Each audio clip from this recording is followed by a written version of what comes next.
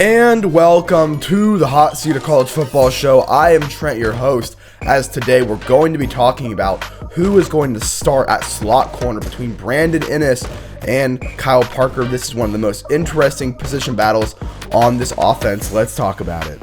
Alright, so before we get into this video, make sure you hit the subscribe button. We just got to 200, trying to get to 1,000 before the beginning of next season. Also remember to like the show. Videos that get likes get recommended twice or 3 times the amount as videos that don't get likes. So if you want to help grow the channel in kind of this dead period of football before spring, please do. That would mean the world to me. If you just go down and do it now, it's free, it costs nothing, and it would mean a lot if you guys hit the like button. I am sorry about no upload yesterday. Again, I am very sick. You can probably hear it in my voice. I am terrible right now, and it's come at me in stages. First, I was kind of sick. Then I had like my body was shaking for like a day, and then my ears and eyes hurt, and then the next day my throat hurt, and now I can't talk. Right now I'm still very sick, and I can barely talk. I've lost my voice, and the coughing's been really, really bad. So I don't know what hit me, but I'm gonna try to grind it out today, as I want to talk about kind of this position battle between Brandon Innis and Kyle Parker, because this one has had maybe the most outrage out of anyone on this offense. There was some stuff about like Tavian starting over Julian, never going to happen. There's been some talks about Jacoby Jackson and Bo Jackson, or Jacoby Jackson and Bo Jackson at the running back. Some stuff about is Chris Henry Jr. and Devin McCullen, who's going to start there, or tight end, or left tackle. A lot of interesting positions, but really slot corner has been the one everyone's been very vocal about because of a lot of people's frustrations with Brandon Innis. He is a senior this year. He's a returning captain.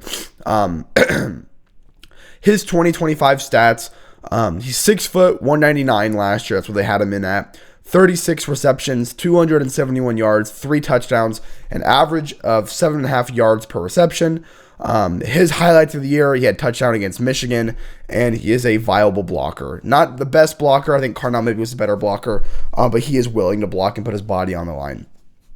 For both of these receivers, all of their stats are out of the top 150. So even Brandon started. So Kyle Parker didn't really start, or didn't have that much of a starting role last year. So that's kind of like a little bit of a, like, hey, maybe that's why. But Brandon started. And the fact that he had, he was starting for what? How many games did we play? 14 games. And only had that. And with a tight end, that was very disappointing. Did not really have much production. The fact that he only had 3 touchdowns was kind of crazy. Sorry, I gotta drink a lot because my vocal cords are very dead.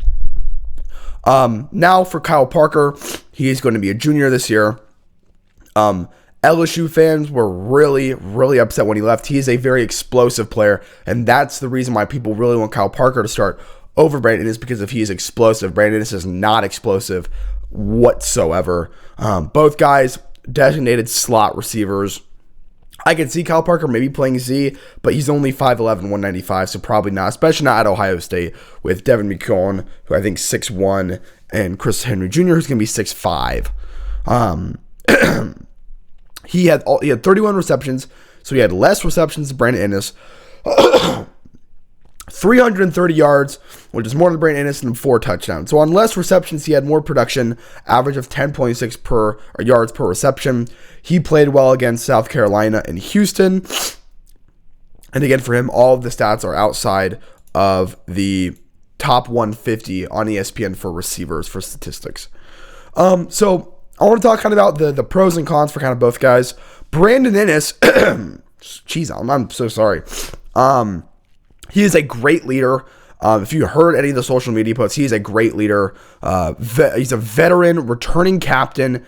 So the big thing is he going to be a captain again? I mean, I don't really know. It's not like his production his sophomore year dipped from what his junior year was. He just really didn't elevate that much. So I think he's definitely could be a captain again. He is pretty slow, but he puts his body on the line. If you remember the Penn State game in 23, That was the Will Howard team, or not 23, 24.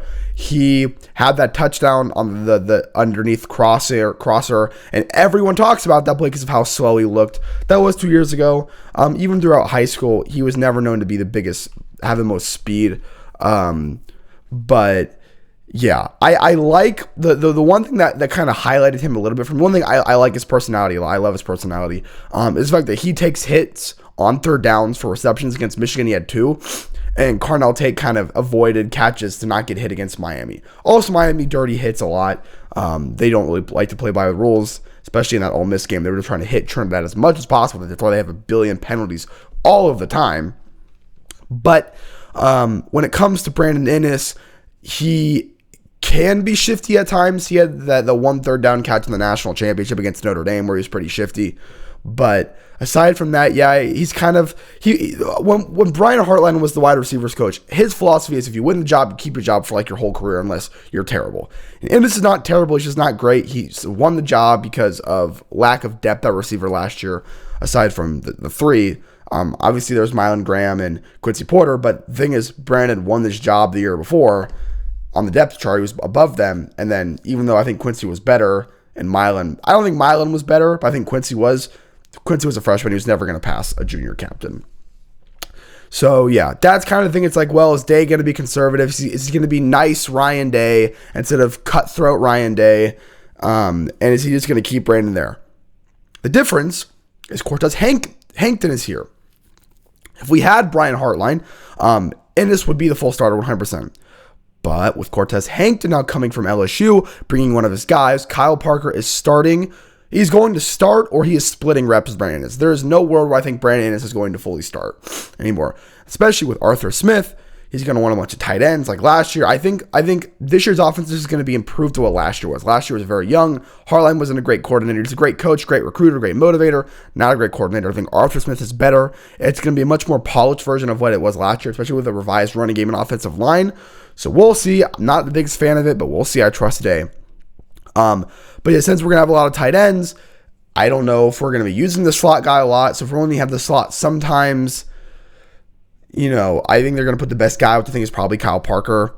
And I don't think we're going to see 4 receivers. Maybe we do. Maybe we see 4 receivers. But even if you see 4 receivers out, it's going to be Jeremiah, Devin McKeown, Chris Henry Jr., and then either Kyle Parker or Brandon Innis. I think. So one of the guys is not going to be on the field when you have 4 receivers. If you have 5, then sure, 5 wide receiver trio or whatever. But I don't think we're going to see that at all. I do not think we're going to see that at all. Kyle Parker's biggest upside, he ran the 100, and this was in high school, ran the 100-meter dash, which 10.89 and 11.13 at the Texas District 10.5A track. That was in April of 22. And then he ran a 23.04 200 and a long jump of 17. I don't even really know how much this is, but he had good high school. It's not a combine, but high school. What do you call it? Like training camp. So I think he's much more athletic than Brandon Innis. I'll tell you that. But we'll see. Innis is older. I think Innis has better hands than Kyle Parker. That's the one thing. Innis does have good hands. But yeah, we'll see. That is all I have for you guys today. I just want to make a short video talking about this, and I can't really talk for much longer. But again, that's all I have for you guys today. Make sure you hit the subscribe button. We just got the 200 trying to get to 1,000. Make sure you hit the like button. It's free. It costs nothing and helps grow the show. And then if you want to turn on the notification bell so you get a notification every single time I release a new video. But again, that's all I have for you guys today. I'll see you guys all tomorrow. And as always, thank you.